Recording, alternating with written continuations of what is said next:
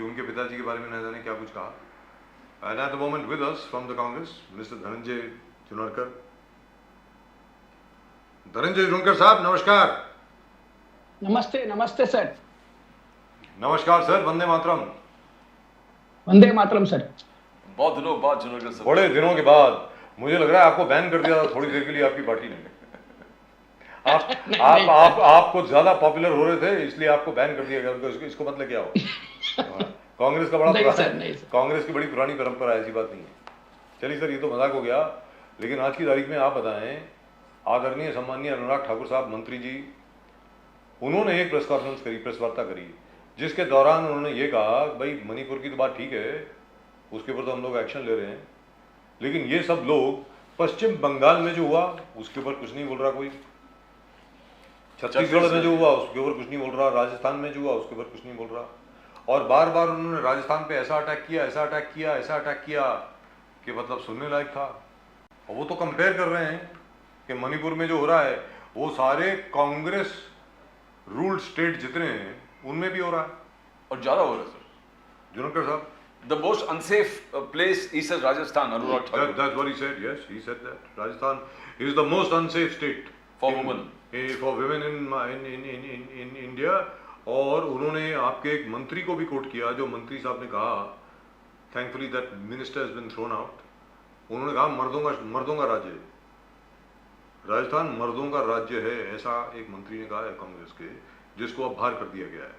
जी धनंजय साहब. बिल्कुल sir. Bharatiya Janata party Hindutva की बात करके और सनातनी हिंदुत्व की बात करके आज अपनी राजनीति कर रही है. इतने सालों से आप देख रहे हैं. तो मैं एक श्लोक बोलना चाहता हूँ आपको कि यत्र नार्यस्तु पूजयन्ते रमन्ते तत्र देवता. मतलब जहां नारी की पूजा होती है वही स्थान पर देवता भी निवास करते हैं.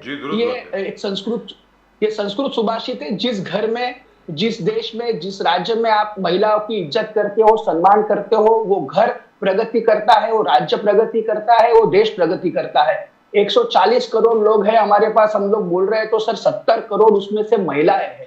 अगर ये महिलाओं के प्रति आपको अगर कोई सम्मान नहीं है और 80 दिन तक आपको अगर ये वीडियो मार्केट में नहीं आता, अगर ये सोशल मीडिया पे नहीं आता और आपको और हमको या पब्लिक को नहीं मालूम पड़ता, तो आप सोचे कि वहां देश में क्या हो रहा है. हम लोग क्या ये एक्चुअली इसके ऊपर ये वीडियो तो पूरा देखने की किसी के अंदर हिम्मत ही नहीं. थोड़ा बहुत जो देखा वो देखने के बाद मन हमारा इतना गुस्से में है कि अपने पास इसकी कोई शब्द, कोई व्याख्या, कोई प्रतिक्रिया करने की हिम्मत नहीं होती कि क्या लेवल पे ये 2014 के बाद लोगों की थिंकिंग को मोदी सरकार ले गई है.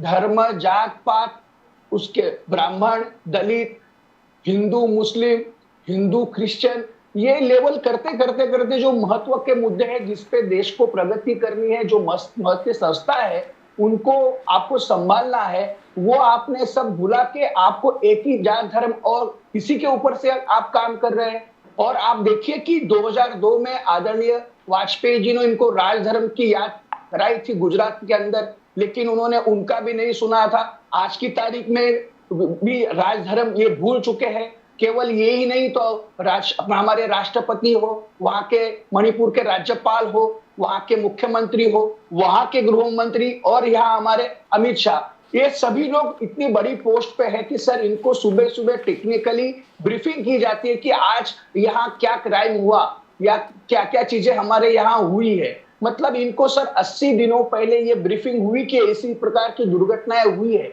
वहां 5-5 हजार सर पुलिसों के वेपन लोगों में चले गए. वो ऐसी न्यूज है कि लोग लूट के लेके गए. आज सर आप देखिए, अगर एक पुलिस अपनी बंदूक में से एक गोली भी अगर फायर करता है तो उसको हिसाब देना पड़ता है. 5000 चीजें एक ही जगह कहीं होगी क्या? वो किस प्रकार से लोगों में चली गई क्या? और ये जो लड़कियों की बात है सर, जिनको पुलिसों ने खुद उस मौके के हवाले कर दिया, ये न्यूज है सर. ये एक एक न्यूज और एक एक उसकी जो सच्चाई, एक एक लाइन पढ़ने के बाद शक्ति नहीं हो रही, एक दिमाग काम नहीं कर रहा, प्रतिक्रिया देने की हिम्मत नहीं हो रही कि क्या लेवल पे सर ये हमारा देश, हमारे लोग, हमारी थिंकिंग और कहाँ लेवल पे ये लेके गए सर. लेकिन ये बात तो बिल्कुल ठीक है कि मान लीजिए अगर वो वीडियो सामने नहीं आता तो कोई एक्शन भी नहीं होता, सीधी बात है। अगर वो वीडियो जो है वो वायरल हुआ है उसके बाद जाकर के कुछ एक्शन हुआ है। लेकिन दूसरी चीज़, राजस्थान में ये बात बिल्कुल दुरुस्त है कि राजस्थान में महिलाओं के ऊपर अत्याचार की घटनाएं जो हैं, महिलाओं के ऊपर जुर्म की जो घटनाएं हैं वो बहुत ज़्यादा हुई हैं, इसमें कोई दो राय नहीं है। पहले भी होती थी, कोई ऐसी बात नहीं है। Let's be very clear, Rajasthan has been a somewhat unsafe state for women for the last 20 years, उसमें कोई नई बात नहीं, जो भी सरकार है। छत्तीसगढ़ में भी ऐसा हुआ है साहब, इसमें कोई दो राय नहीं है। और पश्चिम बंगाल में तो अनुराग ठाकुर साहब ने कहा वहाँ पर भी महिलाओं को इसी प्रकार नग्न अवस्था में घुमाया गया, बलात्कार किया गया। वहाँ के आईजी साहब हैं या एसपी साहब हैं, वो कहते हैं कि भाई हम लोगों ने इसमें तहकीकात करी and we did not find any truth in this is what the police says. Now I am not sure because he is an IPS officer, he will finally be I think reporting to the centre. लेकिन आपको लगता नहीं है जुनारकर साहब कि महिलाओं के खिलाफ अत्याचार जहां मर्जी हो, जुल्म जहां मर्जी हो, क्राइम जहां मर्जी हो, हर जगह पे कंडेम होना चाहिए? जुनारकर साहब बिल्कुल सर, महिलाओं के प्रति सम्मान, मैंने पहले इसीलिए वो संस्कृत सुभाषित आपको बोला कि जहां सर आप जहां महिलाओं को आप भूल जाते हैं, महिला 50% आबादी है और हम लोग ये भी बोलते हैं मुलगी शिकली आणि प्रगति झाली। एक घर में एक लड़की अगर अच्छी तरह से पढ़ लिख ली तो फिर वो पूरा फैमिली संभालने की उनकी हिम्मत रखती है, ताकत रखती है और पूरा घर को दिशा देने वाली रहती है। लेकिन जिस घर के अंदर महिलाओं को द्विजम नागरिक समझा जाता है या बिल्कुल नागरिक ही नहीं समझा जाता, ऐसी जगह ऐसे समाज में फिर वो कोई भी जात धर्म का हो, वो समाज बिल्कुल आदि मानव की लेवल पे कहने का समाज है, ऐसा मुझे लगता है। और दूसरी चीज यहाँ पर यह है, जुनारकर साहब आपसे मैं सवाल पूछ रहा हूँ, दूसरी चीज यहाँ पर यह है कि अशोक गहलोत साहब हो गए या अपने ममता बनर्जी बघेल साहब हो गए या ममता बनर्जी हो गई, उन्होंने हर एक ने स्टेटमेंट दी है कि पुलिस काम कर रही है, जिसने भी महिलाओं के खिलाफ कुछ भी किया है उसको छोड़ा नहीं जाएगा और काफ़ी अरेस्ट भी हुए हैं। आदरणीय सामान्य मणिपुर के जो मुख्यमंत्री है वीरेंद्र सिंह साहब, उन्होंने कहा कि भाई ये तो सिर्फ आप दो महिलाओं के खिलाफ घटनाओं की बात कर रहे हैं, यहाँ तो न जाने कितनी हुई हैं। तो ये फर्क है शायद, थोड़ा सा कुछ कहना चाहेंगे इसके बारे में आप? सर ये थोड़ा सा फर्क नहीं, यही मैं आपको समझा रहा हूं कि 2002 में जो राजधर्म की बात थी सर, वो हम लोग ने इतना सीरियसली किसने लिया किसने नहीं लिया, लेकिन वही जो प्रवृत्ति आदरणीय मोदी जी में है, वही प्रवृत्ति का प्रदर्शन आपको 2023 में दिख रहा है। सर मैं तो ये कहना चाहता हूँ कि किसी भी देश, मोदी जी तो प्रधानमंत्री हाँ sir, state subject, law and order is state subject sir, वहां तो मुख्यमंत्री नहीं सर ऐसा सर ऐसा है, मुख्यमंत्री आज की तारीख में बीजेपी में मुख्यमंत्री, प्रधानमंत्री और हर प्रकार का मंत्री एक ही आदमी है, अमित शाह जी और नरेंद्र मोदी जी। बाकी तो सब फिलिंग द ब्लैंक्स के लिए सर रखे हुए, इनके किसी में कोई डिसीजन मेकिंग की पावर नहीं है। अगर मोदी जी क्या एक शब्द बोल दे तो क्या वो सीएम की हिम्मत है वहां काम करने की? मोदी आज आप सर यहाँ देखिए महाराष्ट्र के अंदर जिस प्रकार से शिवसेना को यहाँ पार्टी यहाँ वहां आधे लोग वहां चले गए, आधे बीजेपी के यहाँ सपोर्ट कर रहे थे एकनाथ शिंदे जी के साथ। तो एक महिला कॉर्पोरेटर, एक्स कॉर्पोरेटर के बारे में किसी ने कुछ कहा तो 1 घंटे में SIT की नियुक्ति होती है सर। और वहां इतनी महिलाओं के प्रति जो जिस प्रकार से दुर्घटना, में तो शब्दों से मतलब बोलने की मेरी हिम्मत नहीं हो रही, उसके बावजूद वहां कोई भी उनको काम नहीं हो रहा। मुख्यमंत्री अगर खुद बोल रहे कि ऐसे हजारों घटना, सैकड़ों घटना हुई है, तो उस मुख्यमंत्री को खुद को शर्म से डूब मरना चाहिए कि अगर तेरे में ताकत नहीं है, तुमको जो कसम खा के तुमने सीएम पोस्ट की ली है कि मैं संरक्षण करूंगा हर जात धर्म के और गोपनीयता का ये रखूंगा, काम करूंगा, उस कसम का भी तुमने त्याग किया है। जुनारकर साहब, अधीर रंजन चौधरी साहब ने वेस्ट बंगाल वायलेंस को बहुत जबरदस्त तरीके से अपोज किया था। उन्होंने ममता बनर्जी को क्रिटिसाइज किया था, चौधरी जी, और पूरे आपके कांग्रेस के यूनिट वहां पर हंगामा कर दिया था कि इलेक्शन वायलेंस से लेके वायलेंस अगेंस्ट वुमन से लेके अभी जो लेटली अभी दिख रहे हैं कि डिसरोप ऑफ अ वुमन। तो state leadership of the Congress is totally against Mamata Banerjee. But ये बीजेपी का कहना है कि व्हाई इज सोनिया गांधी मम, why is Rahul Gandhi mum where woman disempowerment is concern Bengal. State तो आपका कांग्रेस लीडर्स बहुत चिल्ला रहे हैं ममता बनर्जी के खिलाफ, मल्लिकार्जुन खड़गे साहब कुछ नहीं बोल रहे, सोनिया गांधी कुछ बोल रहे, राहुल गांधी कुछ नहीं बोल रहे। ये सब दोगली जो आपके बीजेपी का कहना है, द टू वर्जन्स आपके हैं कि एक मणिपुर में क्रिटिसाइज करो, बंगाल, छत्तीसगढ़, झारखंड, राजस्थान में कुछ मत बोलो। ये क्यों हो रहा सर? कि आपको नहीं लगता कि राहुल गांधी जी को और सोनिया गांधी जी को और मल्लिकार्जुन खड़गे को कंडेम करना चाहिए डिसरोगमेंट ऑफ वुमन, जो चौधरी साहब ने तो कंडेम किया था, फाइट किया था सर। सर बिल्कुल बिल्कुल बिल्कुल सर, हम लोग करते हैं, हमारी लोकल वहाँ की जो संगठन रहती है वो भी करते हैं, और आप और हम लोग इसमें से कोई भी नहीं चाहता कि ऐसा इस प्रकार की दुर्घटना हो। सर एक दुर्घटना होना अलग बात है, और ये 80 दिनों तक 50,000 आदमी एक रिलीफ कैंप में जाना, 160-170 के आसपास लोगों की आंकड़ों में अपने पास जो गवर्नमेंट के उसमें मौत हो जाना, पता नहीं इससे भी ज्यादा लोग मर गए हो, लाखों रुपए का रोजगार डूब जाना, ये सब जो हो रहा है सर, और आप आंख बंद कर बैठना और किसी स्टेट में एक एक्सीडेंटली कोई दुर्घटना होना, इसमें बहुत बड़ा अंतर है सर। लेकिन ये बताइए जो भारतीय जनता पार्टी का हमला हुआ है, पलटवार जो हुआ है आप सब लोगों पे, कि भाई देखिए ये बात कर रहे हैं मणिपुर की, अपने गरेबान में भी तो झांक के देखिए राजस्थान में क्या हो रहा है। Rajasthan has become the rape capital of India. Chhattisgarh जो है वहां पर महिलाएं बिल्कुल भी सुरक्षित नहीं है।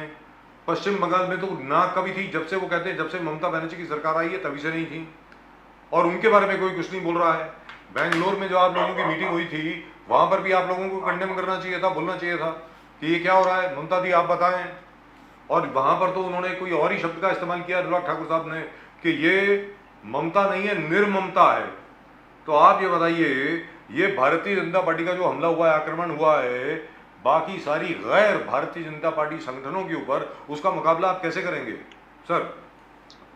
सर बिल्कुल मुकाबला, देखो मुकाबला पार्टियों का नहीं, मुकाबला ये विचारों का है, और ये गंदगी को साफ करने का ये है सर। कल आपको हमको सत्ता मिले नहीं मिले कोई दिक्कत नहीं, सत्ता लेके भी अगर इस प्रकार का गंदी मानसिकता वाला समाज अगर हम दूर न कर सके, उनकी विचारधारा दूर नहीं कर सके, तो वो सत्ता की कोई वैल्यू नहीं रहेगी। तो आपने जितने भी हमारे स्टेट गिनवाए जहां अगर ये चीजें हो रही है, तो उस चीजों का भी हम निषेध करते हैं, और उस चीजों पे भी कड़क कार्रवाई करेगी कांग्रेस की, वहां की लोकल सरकार करेगी, इसका मैं आपको विश्वास दिलाता हूं। और आप बार बार अनुराग ठाकुर जी का आप बात कर रहे हैं सर, वो गोली मारो सालों को बोलने वाले, विधान व्यक्त करने वाले यही व्यक्ति है। तो इनके मुंह से सर ना ये बड़ी बड़ी भाषा सुनने कोई मजा नहीं आ रहा सर। कठोर आपको तो मजा नहीं आएगा ना सर, बाकी हिंदुस्तान की बात कर रहा हूं, आपको कैसे मजा आएगा? आप तो कांग्रेस के हैं, जैसे जो आप बोलते हैं वो अनुराग ठाकुर जी को पसंद नहीं आएगा, जो अनुराग ठाकुर जी बोलते हैं वो आपको पसंद नहीं आएगा। मैं तो पूरे भारत की बात कर रहा हूं, क्योंकि यहाँ पर सर बिल्कुल पूरा देखिए साहब, मेरा एक छोटा सवाल है, पूछ लो, सुनिए।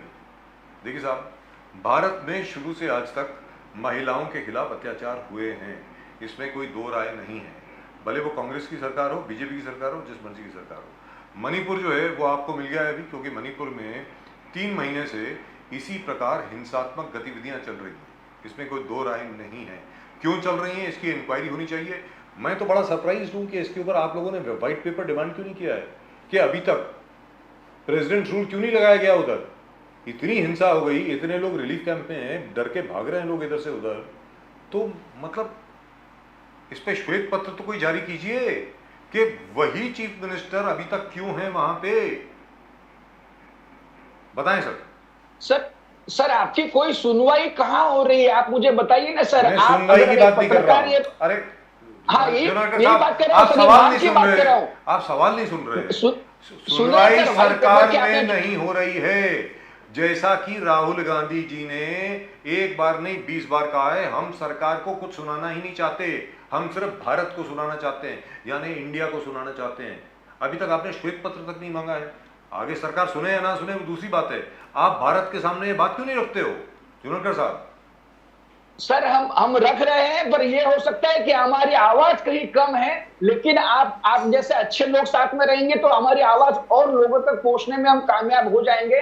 आज आपको आज और कल जिस प्रकार से वीडियो सामने आने के बाद जो लोगों में गुस्सा है, उस प्रकार से आपको प्रतिक्रिया समझ में आ रही है कि लोग पूरा चाहते हैं लेकिन आप देखिए कि नरेंद्र मोदी सरकार लोकशाही पर विश्वास ही कहाँ है। अगर कोई पत्रकार सवाल पूछे तो वो पत्रकार जेल में चला जाता है। राहुल गांधी जी को इन्होंने किस प्रकार से हमेशा माइक बंद करके रखा और किस प्रकार से वहां की अदालत ने जजमेंट दिया तो उन्होंने तुरंत क्या कार्रवाई करके उनको मेंबर ऑफ पार्लियामेंट से उनको घर पे भेज दिया, उनका घर खाली कर दिया।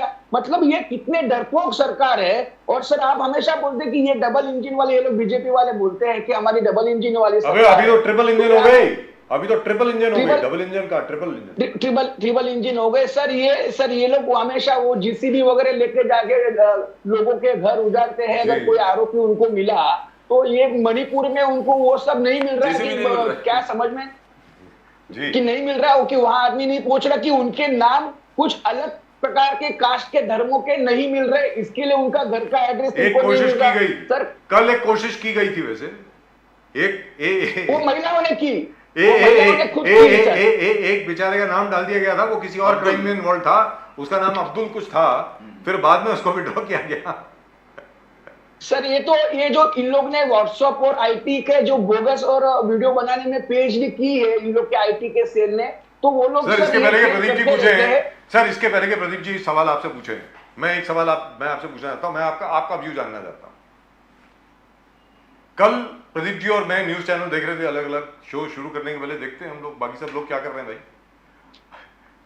मैं और प्रदीप जी बड़ा ताज्जुब कर रहे थे कि यार मणिपुर की इतनी बड़ी घटना हो गई, परसों वीडियो बाहर आ गया, उसके बाद प्रधानमंत्री जी ने खुद कहा कि किसी को बख्शा नहीं जाएगा और 4 लोगों को अभी तक अरेस्ट कर दिया गया। मैंने सुना 5वां आदमी भी अरेस्ट हुआ है, बाकी सब भागे हुए हैं। मैं उम्मीद करता हूं सभी लोगों को पकड़ा जाएगा और सबको फांसी दी जाएगी। मतलब मैं तो चाहता हूं ये पूरे मॉब में जितने लोग थे सबको फांसी दी जाए, सीधी बात है। लेकिन कल सारे चैनल जो हैं हमारे बड़े बड़े चैनल, वो तो उसको दिखा रहे थे, वो क्या है, वो क्या नाम है उनका, सीमा हैदर जो है, जो पाकिस्तान से आई हैं, नोएडा में किसी के साथ पबजी खेलते खेलते उन्होंने शादी कर ली उससे। कोई मणिपुर के बारे में कल बात नहीं कर रहा था, आज बात कर रहे हैं क्योंकि अनुराग ठाकुर जी ने प्रेस कॉन्फ्रेंस करी है। इस विषय के बारे में आप क्या कहेंगे? ये सीमा हैदर जी जो हैं, ये भारत का सबसे बड़ा विषय है क्या सर? सर आपने देखा होगा कि 2014 के बाद स्वतंत्र पत्रकारिता करने वाले लोग और चैनल और पत्रकार ये अभी हाथ के उंगलियों पर गिने जा सकते हैं, उतने बचे हैं। पूरा एजेंडा वहां से सेट होके आता है और सभी जो भी बड़े चैनल है जिनके मालिक ऑलरेडी चरण स्पर्श और चरण में मोदी जी के बैठे हुए हैं, वो लोग उनकी स्टोरी, उनकी कहावत वाह वाह वाह जैसे करते। पहले जमाने में सब राजा महाराजा ने कुछ भी बात कर दी तो उनको जो प्रधानमंत्री रहता है, अष्टप्रधान रहते थे, वाह वाह करते थे। तो उसी प्रकार का ये गोदी मीडिया हो गया, हर चीज वो लोग बताते वो करते। आप और प्रदीप जी जैसे गिने चुने ईमानदार और व्यवस्थित खुद का दिमाग से काम करने वाले पत्रकार देश में और राज्य में बहुत कम बचे हैं। इसके लिए लोकशाही आज आपके माध्यम से हम लोग को देखने को मिल रही है और हमारी आवाज लोगों तक जा रही है। तो उसके लिए तो मैं आप दोनों को पहले सलाम करता हूं सर। और आपने ये कहा कि आप ये भी देखिए सर कि इन्होंने ये जो छोटे छोटे इवेंट कर रहे, उस इवेंट को ये लोग इतनी महत्व दे रहे कि मोदी जी ने वो रोजगार के लिए कुछ। आपने सीमा हैदर पे जवाब नहीं दिया यार, क्या मतलब है? सीमा हैदर कोई विषय ही नहीं सर। वो सीमा हैदर क्या विषय है? वो local police station. Pradeep ji उसमें तो पिक्चर बनने वाली है, करण जौहर पिक्चर बना रहा है उसपे, सुना हमने। मल्लिकार्जुन खड़गे साहब ने आज बोला है कि 20,000 MSMEs have shut down in 3 years। उन्होंने सरकार पे आरोप लगा दिया। गवर्नमेंट जॉब्स बोले 30 lakh government jobs have not been filled up. Mallikarjun खड़गे कहा कि 13.75 lakhs citizens have given up citizenship of this country, यानी देश छोड़ के चले गए और पासपोर्ट भी सरेंडर कर लिया और फॉरेन सिटीजनशिप लिया। जुनागढ़ साहब, ये मल्लिकार्जुन खड़गे साहब का कहना है। बट फडणवीस साहब से आप पूछोगे तो बोलेंगे कि यहां India is going to be the highest in the world में सबसे बड़ा एम्प्लॉयमेंट क्रिएट करने वाला देश इंडिया होगा। देव फडणवीस जी का कहना। ट्रिपल इंजन सरकार बोले अमरावती में जो टेक्सटाइल पार्क लॉन्च किया है, उस टेक्सटाइल पार्क में बिलियंस ऑफ डॉलर का टर्नओवर हो जाएगा। एक रेवोल्यूशन है। और इस चीज को कहा लोग इन पे विश्वास करें या आप पे? जुनागढ़ साहब, खड़गे साहब पे विश्वास करें या जैसे फडणवीस साहब बोलते हैं मोदी साहब 7-9 साल बेमिसाल पे विश्वास करें? जुनागढ़ साहब सर आप खड़गे साहब पे विश्वास कीजिए, सर आप हमारे पे विश्वास कीजिए, और सर कांग्रेस पे विश्वास कीजिए। हम लोग के पास किसी भी प्रकार का बोगस आईटी सेल नहीं और बोगस न्यूज नहीं है। सर 20,000 एमएसएमई आपकी बंद हो गई, अकेले सरकारी महकमों में 30 लाख पोस्ट खाली है, और मोदी जी जो पोस्ट दे रहे हैं, जो पोस्ट बांट रहे हैं, वो ऑलरेडी अप्रूव्ड पोस्ट है। तो वो कोई मेहरबानी नहीं, उल्टे इतने दिनों से उन्होंने वो नहीं दिया, वो क्यों नहीं दिया ये बात है। सर अभी 9 साल में 18 करोड़ रोजगार उन्होंने देने चाहिए थे वो हिसाब से, तो वो 18 करोड़ का तो आप सवाल कोई पूछना, मीडिया तो पूछ ही नहीं रहा, कोई पूछेगा तो वो भी जेल में चला जाएगा। और सर फडणवीस जी की तो बात करने के कोई मतलब ही नहीं बचता, क्योंकि नरेंद्र सर उनको जन्मदिन की मुबारक तो दे लो, सर उनको हैप्पी बर्थडे तो बोल दो। सर जन्मदिन है देवेंद्र जी का। मैं मुबारकबाद तो देता ही हूं, पर आप सोचिए सर, आज महाराष्ट्र में जिस प्रकार से वो गांव के अंदर आदिवासी लोगों की मौत हुई है, जिस प्रकार से मणिपुर का वीडियो आया है, उसके बाद इतनी बड़ी पोस्ट के लोगों ने अपना कोई जन्मदिन मनाने के लिए बोलना ही नहीं चाहिए, और इन्होंने जिस प्रकार से खर्चे किए एडमिट के, वो भी ना करते हुए गरीबों को कुछ मदद करते, फंड में मदद करते, तो इनका नाम ज्यादा रोशन होता। अजीत दादा ने मना कर दिया, अजीत दादा ने कैंसिल किया, अजीत दादा ने अपने जन्मदिन की सेलिब्रेशन। पर फडणवीस साहब ने क्या किया, अब देखे होंगे, उन्होंने 50,000 बोले रोगन मित्र रिक्रूट किया है, बोले 50,000 लोग जाके हेल्थ सर्विस, हेल्थ केयर, जो गरीब, जो दबे पिछड़े पूरे महाराष्ट्र में, उनको जाके सरकार का स्कीम समझा देंगे, सरकार का स्कीम में इनकॉर्पोरेट करेंगे, सेंटर का स्कीम लोगों को समझा देंगे। तो that is what he is doing. But you are talking about, आप बोल रहे थे मल्लिकार्जुन खड़गे पे विश्वास करें, क्यों करें सर? सर ऐसा है सर कि आदरणीय नरेंद्र मोदी जी जिस प्रकार से बड़े बड़े लंबे आंकड़े बोल के जो फेंका फेंकी करते रहते हैं ना, उसका महाराष्ट्र का मराठी एक प्रकार जो है वो आदरणीय देवेंद्र फडणवीस जी है, वो भी उनसे लंबी फेंकते रहते हैं, क्योंकि बीजेपी जो लंबी फेंकेगा वही बड़ी पोस्ट पे जाएगा। यही 2018-2019 में आदरणीय फडणवीस जी ने कहा था 6 लाख करोड़ रुपए का जो उन्होंने प्रोग्राम लिया था, जो बाहर से सब कंपनियां आ रही है, और उतना एमओयू हुआ है, और महाराष्ट्र ये होगा वो होगा। तो इनके सामने तो सर अभी 6 कंपनियां आपने बड़ी देखी जो बाहर चली गई, उसमें से फॉक्सवैगन कंपनी का तो काम भी बंद हो गया। जो अपने पास थी वो कंपनियां वो लोग संभाल नहीं सके, और लंबे आंकड़े देते। वृक्षारोपण के भी इन्होंने, मुनगंटीवार साहब ने बताया था कुछ 50-100 करोड़ झाड़ हमने लगा दिए, वो झाड़ कहाँ लगे आज तक भगवान को मालूम, वो झाड़ को फल आया कि नहीं आया, वो झाड़ कहाँ गए, उसकी क्या हो रहा है कि वो हर साल एक ही खड्डे में वृक्षारोपण करते हैं, ये भी समझ में नहीं आ रहा है। तो इनके बातों पे मत जाइए, जो वास्तविकता है वो अलग है, और आज की तारीख में जो महत्व के मुद्दे हैं उसके ऊपर से आपका नजर और ध्यान हटाने का काम करने के लिए सर एक छोटी चीज जो अभी प्रदीप जी ने आपको बताया ना, प्रदीप जी ने जो आपको अभी बताया, खड़गे साहब ने जो अभी आंकड़े दिए, वो जो आंकड़े थे वो 2011 से लेकर के 2022-2023 तक थे। मैं सिर्फ एक छोटी सी बात आपके सामने रखना चाहता हूँ, उसके बाद प्रदीप जी और मैं बात करेंगे इस पे, because that become too technical and this show will become too long. Sir 2022 में प्रदीप जी सुनने वाली बात है, 2,25,620 भारतीयों ने अपनी नागरिकता छोड़ी है और विदेशों की नागरिकता को अपनाया है। ये आंकड़ा किसका है? मल्लिकार्जुन खड़गे साहब का नहीं है, ये आंकड़ा एस जयशंकर साहब का है। This was an answer given by the external affairs minister on the floor of the house to a written question. 2,25,620 Indians renounced their citizenship in 2022, 1,63,317 in 2021, 85,256 in 2020, 1,44,017 in 2019, 1,34,561 in 2018, and so on and so forth. और अभी तक का जो आंकड़ा है sir, अभी 2023 में हम लोग हैं 87,000 Indians have given up their citizenship. तो सर लोग भाग क्यों रहे हैं यहाँ से? Total 13.75 lakhs from 2011। सर वही आंकड़ा जो अभी आपने बताया था, द हिंदू की रिपोर्ट थी सर 21 फरवरी 2023 की, ये हिंदू की रिपोर्ट थी। 2025 लोग अमीरों ने जो छोड़ा, उसके हर व्यक्ति की आय 8 करोड़ रुपया थी, 8 करोड़ रुपया। और 8 करोड़ रुपया का जिसका आय है वो आदमी छोड़ता, तो उन्होंने वो कमेंट किया था कि यहाँ की न्याय व्यवस्था, एजुकेशन, हेल्थ ठीक नहीं है, इसके लिए हम यहाँ से जा रहे हैं। तो अगर पढ़ा लिखा आदमी 8 करोड़ रुपया की जिसकी खुद की ताकत है, ऐसे 2.25 लाख आदमी अगर 2023 में चले गए हैं, और अभी आपने दूसरे आंकड़े गिनाए, ये सब आंकड़े तो ये